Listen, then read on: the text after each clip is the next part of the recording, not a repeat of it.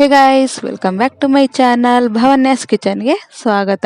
ನಾನು ಇವತ್ತು ಈ ಚಳಿಗಾಲಕ್ಕೆ ವಿಶೇಷವಾಗಿ ಬಿಸಿ ಬಿಸಿಯಾದ ರುಚಿಯಾದ ಆರೋಗ್ಯಕರವಾದ ಬೆಳ್ಳುಳ್ಳಿ ಸಾಂಬಾರು ಮಾಡೋದು ಹೇಗೆ ಅಂತ ತೋರಿಸ್ಕೊಡ್ತೀನಿ ಬನ್ನಿ.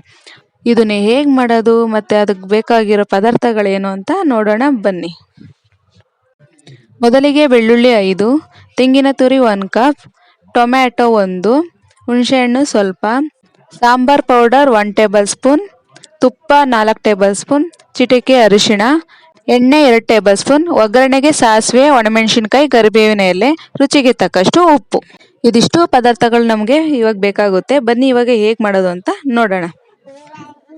ಮೊದಲಿಗೆ ಸ್ಟವ್ ಹಚ್ಚಿ ಒಂದು ಪಾತ್ರೆ ಇಟ್ಟು ಅದಕ್ಕೆ ತುಪ್ಪ, ತೆಂಗಿನಕಾಯಿ ಮತ್ತು ಬೆಳ್ಳುಳ್ಳಿ ಹಾಕಿ ಫ್ರೈ ಮಾಡ್ಕೊಬೇಕು. ಕ್ಷಮಿಸಿ, ಅದು ಕ್ಲಿಪ್ ಮಿಸ್ ಆಗಿದೆ.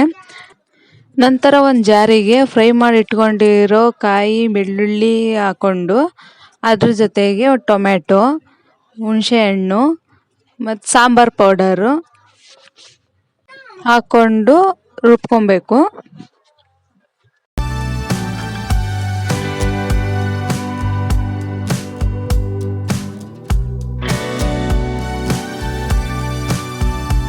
ನಂತರ ಸ್ಟವ್ ಮೇಲೆ ಒಂದು ಪಾತ್ರೆ ಇಟ್ಟು ಅದಕ್ಕೆ ಎಣ್ಣೆ ಮತ್ತು ತುಪ್ಪ ಹಾಕಿ ಕಾಯ್ಲಿಕ್ಕೆ ಬಿಡಬೇಕು. ಅದು ಕಾಯ್ದ ನಂತರ ಒಗ್ಗರಣೆ ಹಾಕ್ಕೊಬೇಕು. ಅದಕ್ಕೆ ಬೇಕಾಗಿರೋ ಐಟಮ್ಮು ಸಾಸಿವೆ, ಕರಿಬೇವಿನ ಎಲೆ, ಬೆಳ್ಳುಳ್ಳಿ ಮತ್ತು ಒಣಮೆಣಸಿನ್ಕಾಯಿ ಇದಿಷ್ಟನ್ನು ಹಾಕ್ಕೊಂಡು ಒಗ್ಗರಣೆ ಮಾಡ್ಕೊಬೇಕು.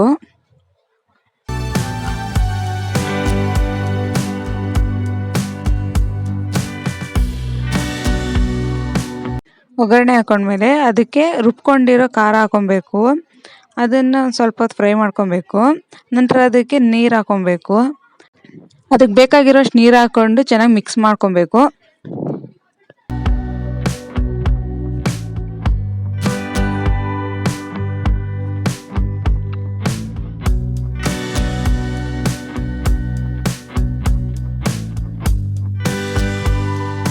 ಅದನ್ನ ನೀಟಾಗಿ ಎಲ್ಲ ಮಿಕ್ಸ್ ಮಾಡ್ಕೊಂಡ ನಂತರ ಅದಕ್ಕೆ ಚಿಟಿಕೆ ಅರಿಶಿನ ಹಾಕ್ಕೊಬೇಕು. ಅರಿಶಿನ ಹಾಕ್ಕೊಂಡು ಅದನ್ನು ಮಿಕ್ಸ್ ಮಾಡ್ಕೊಳ್ಬೇಕು.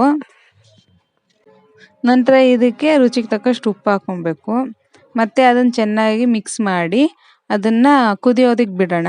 ಚೆನ್ನಾಗಿ ಕುದ್ದಿದ ಮೇಲೆ ಈ ಬೆಳ್ಳುಳ್ಳಿ ಸಾಂಬಾರು ಪ್ರಿಪೇರ್ ಆಗಿದೆ ಅಂತ.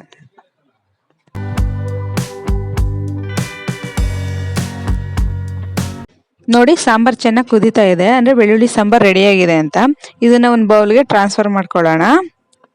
ನೋಡಿ, ರುಚಿ ರುಚಿಯಾದ ಈ ಚಳಿಗಾಲಕ್ಕೆ ವಿಶೇಷವಾಗಿ ಮಾಡಿದ ಬಿಸಿ ಬಿಸಿಯಾದ ಆರೋಗ್ಯಕರವಾದ ಬೆಳ್ಳುಳ್ಳಿ ಸಾಂಬಾರು ಇವಾಗ ರೆಡಿಯಾಗಿದೆ. ಎಷ್ಟು ಚೆನ್ನಾಗಿ ರೆಡಿಯಾಗಿದೆ ಅಲ್ವಾ? ಈ ಸಾಂಬಾರ್ ರೆಸಿಪಿನ ಈ ಚಳಿಗಾಲದಲ್ಲಿ ನೀವು ಕೂಡ ನಿಮ್ಮ ಮನೇಲಿ ಟ್ರೈ ಮಾಡಿ ಆರೋಗ್ಯವಾಗಿರಿ. ಮತ್ತು ಹೇಗಿತ್ತು ಅಂತ ಕಮೆಂಟ್ ಮಾಡಿ. ಈ ವಿಡಿಯೋ ಇಷ್ಟ ಆಗಿದ್ರೆ ಲೈಕ್ ಮಾಡಿ, ಶೇರ್ ಮಾಡಿ, ಆ್ಯಂಡ್ ಇನ್ನೂ ಹೆಚ್ಚಿನ ವೀಡಿಯೋಸ್ಗಾಗಿ ಸಬ್ಸ್ಕ್ರೈಬ್ ಮಾಡಿ. Thank you.